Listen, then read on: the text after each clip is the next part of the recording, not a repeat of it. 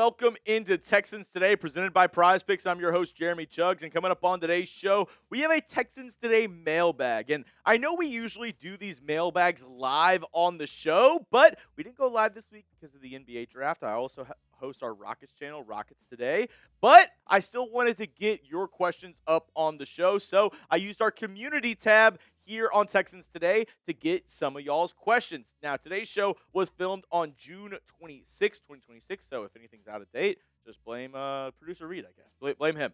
Subscribe to be featured on future mailbags. We go live usually on Wednesdays, 3:30 Central Time, but also make sure you're active in our community tab. Make sure you follow me on social media. So if you have any questions, you never know. You might end up on a future Texans Today show. Let's go to the first question from Bilal Hack. If Higgins doesn't perform well this season, could the Texans make a midseason trade for another wide receiver? Well, that might be hard for a midseason trade. I think they might look before the season, like if they don't like how Higgins is progressing in the offseason, if they don't like what they see from him, especially like in those joint practices against the Panthers, up against the Raiders, they might look to add another guy. But I think Higgins will be better this year. Now, going into year two, he had a good rookie season already. It's not like he underperformed last year. So if you're looking for him to take that next step, I think he's done everything possible to, improve his game, become a better player this offseason. Every time I look at his social media, all it is him working out, working with trainers, working with different wide receiver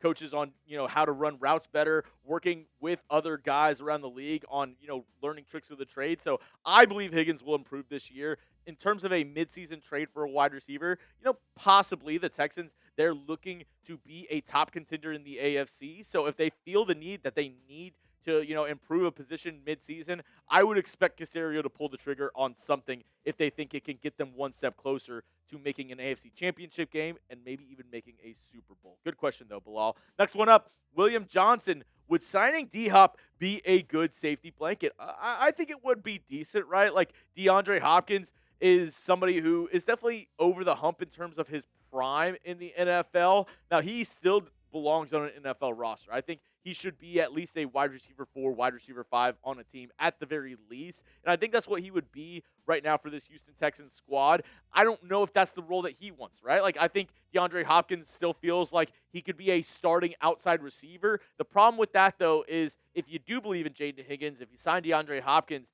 then you're taking snaps away from one of them, right? You're either taking snaps away from Jayden Higgins, who you believe in, right? You want him to improve this year, be that guy.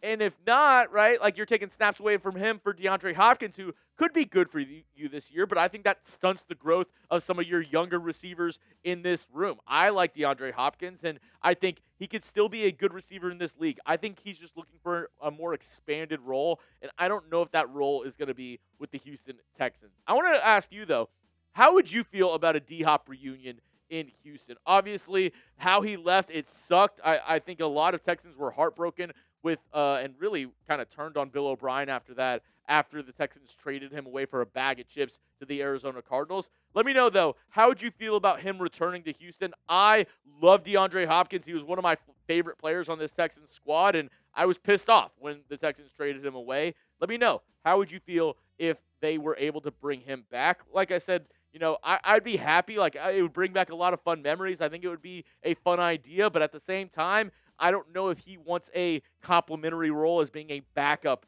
in the NFL. I think he still wants those starting reps, and I don't know if that's what's best for the Houston Texans at this point if you want Jayden Higgins to develop. Good question. Next one up is from Reginald. How far do the Texans have to go in the playoffs for CJ to get a big contract? Also, do you think any dream of winning the Super Bowl is out of the window due to the Rams? I mean, no. Like, you never know what will happen during the regular season. And with the Rams, they drafted Ty Simpson this year, so they have a decent backup option in him. But a lot is riding on Matthew Stafford, who is getting up there in age, and he seems to be defying, father time at the moment right now. But, he's had so many problems with his shoulder, so many problems with his elbow that, you never know what will happen this year. And obviously the Rams are a good team, maybe even a great team. They've added a lot of pieces. They added, obviously, Myles Garrett to that defense. They added, Trent McDuffie from the Chiefs. So they look to be one of the top teams in the NFL. but that's why you have to play the year. You have to see how it'll turn out during the regular season. And I don't even want to get ahead of myself. Let's get to the Super Bowl first before we worry about that. In terms of CJ and the big contract, I think he's got a shot in the playoffs. I think if he has a regular season and is able to step up and play well in the playoffs, he'll earn that contract. He'll be able to get it. If the Texans don't go far in the playoffs, but he still plays well, I think that's enough for the Texans to give him the bag moving forward. We have more questions coming up in just a moment, but couldn't do today's show if it wasn't for our amazing friends over at Prize Picks, America's #1 fantasy sports app out there. Obviously, you have the World Cup going on right now. And if you like any other sports, they have it over there. WNBA, got it. Tennis, got it. Golf, I believe I saw Scotty Scheffler went, 16 or 17 under today. Absolutely on fire. They also have esports, whatever you're looking for, they got you covered. And speaking of CJ Stroud, this is why producer Reed's one of the best in the business right here. They have his season-long projections already for you. So if you want to get your lineups in for the regular season, you can do so and add any of these projections to it. Passing touchdowns for Stroud, the passing yards, the rushing touchdowns, all available for CJ Stroud right now. I chose to go with the passing touchdowns on CJ Stroud. You can copy my lineup or make your own. Just do it with our friends over at Prize Picks. New users, download the Prize Picks app today with the link in the comments and description. And use code HMA to get $50 in lineups after you play your first $5 lineup. That's code HMA to get $50 in lineups after you play your first $5 lineup. Prize Picks, it's good to be right. All that information down in the comments and description of today's show.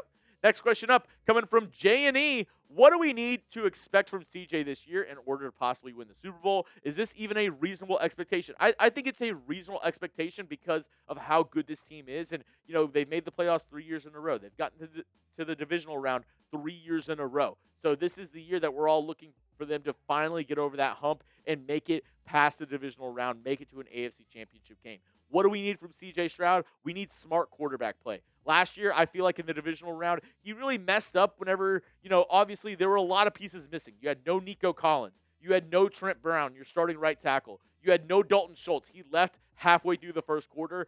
And you saw CJ kind of start to play a little hero ball, which that's not his game, right? Like he tried to do too much. He tried to force passes. He tried to force plays that weren't there. And that's what really messed him up. It caused him to throw a lot of turnovers. It was bad weather. It was just bad offensive play. The Texans had no rushing game whatsoever. Their leading rusher had less than 20 yards that game. I think it was Woody Marsh with like 17 or 18 yards. Like that can't happen if you want to win games in the playoffs. And what you need from CJ is to take that next step forward, that maturity level, have it up here, right? He has all the physical tools. We know that he can make the big throws. We know that he has great accuracy whenever he knows where he's throwing the football. It's just having that plan ready, being able to process the defense a little bit better, and being able to be a little bit more of a leader this season on the offensive side of the football. I think if the O-line improves, if the run game improves, we'll see all that come naturally to C.J. Stroud, who we all know. We saw it his rookie year. He has what it takes to be a franchise quarterback in the NFL. Good question from you, J&E. Next one up is from Bryant Almgren. What do you think the weakest part of our team is that can still use some help? That's a good question.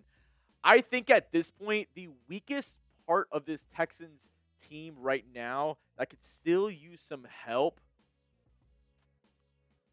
Oh, that's a tough question.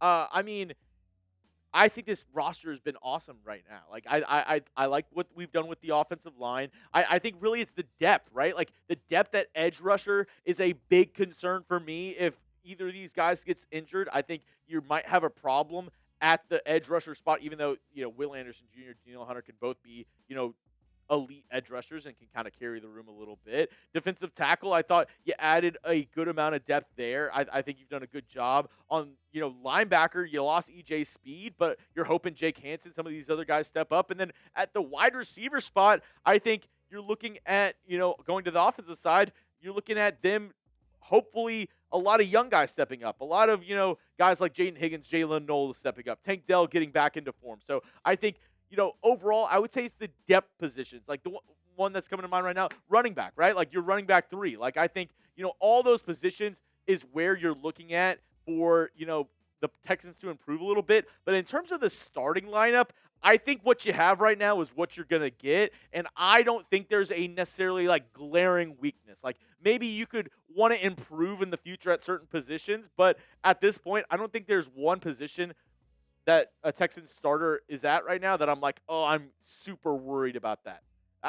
That's not how I feel about really any of the starting positions. It's really the depth, and that could be a problem if you get the injury bug this year. But you're hopefully you stay relatively healthy this season for the Houston Texans. Next one up is Samuel Horbeck. Which game are you most excited for? Which game do you think the rookies are going to be anticipating the most? For me, it's a little bit of a loaded question because my wife is actually a Cowboys fan, so I am definitely looking forward to this game right here, Week 4, when the Cowboys come to Houston. They'll be celebrating the 25th anniversary because the Texans had their first ever win in franchise history up against the Dallas Cowboys. I know a lot of Texans fans have friends or family members that are also Cowboys fans, so this is going to be a big game in the not even only the city of Houston, the state of Texas is going to be divided during this game. It's definitely the one that I'm going to be looking forward to the most because you also only play them every 3 to 4 years, right? They're not in your conference. They're in the NFC. We're in the AFC. So me personally, I'm really going to be looking forward to this game. But there's a lot of great games, right? You play the Bills in Week 1. You play the Eagles on Christmas Eve. That'll be a really good game for a lot of guys here in the office. So I'll be looking at those games in particular. But the one that stands out to me the most is definitely that Cowboys game. What about you, though? Let me know. What game are you most excited for? Let me know down below in the comments section. What game are you looking forward to the most? And are you trying to go to? Let me know your thoughts down below in the comments section. Next up is Ashland 1.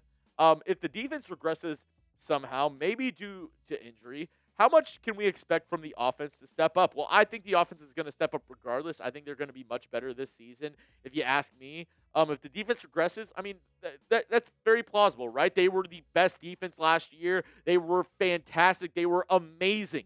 And, maybe due to injury, maybe this, that, and the other. Maybe they're not the number one. I still, even if they regress, I would say they regress to being a top 10 defense at that point, right? Like, I still think they're going to be really good. But either way, you need the offense to step up. And I think if they can be a top 15 unit in terms of really running the football, I think they have to be much better at that. And then, just not turning the ball over. If that can happen, I think that this team is in a good spot. Like, even if the defense takes a little bit of a step back, if your offense can do much better in terms of running the football, I think you'll be in a good spot for this Texans squad.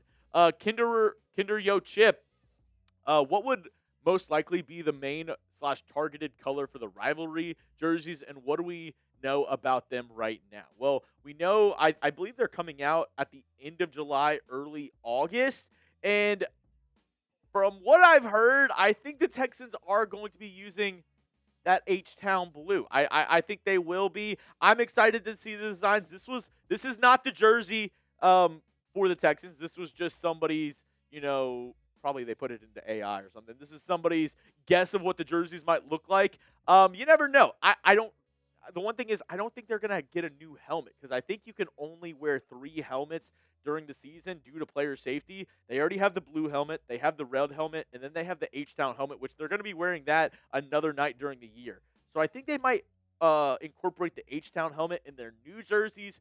Do they go with the all, H-Town blue? I don't know. We'll have to see how their design team goes, and I'm excited to see whatever they pull out this season. That's all I have for you on today's show, folks. Make sure to go down, follow me on social media at Jeremy Chugs. I'm wherever you can find me. X, TikTok, IG, wherever. I'm at Jeremy Chugs. And if you made it to the end of today's show, make sure to go down, hit that subscribe button for free Texans content all year long.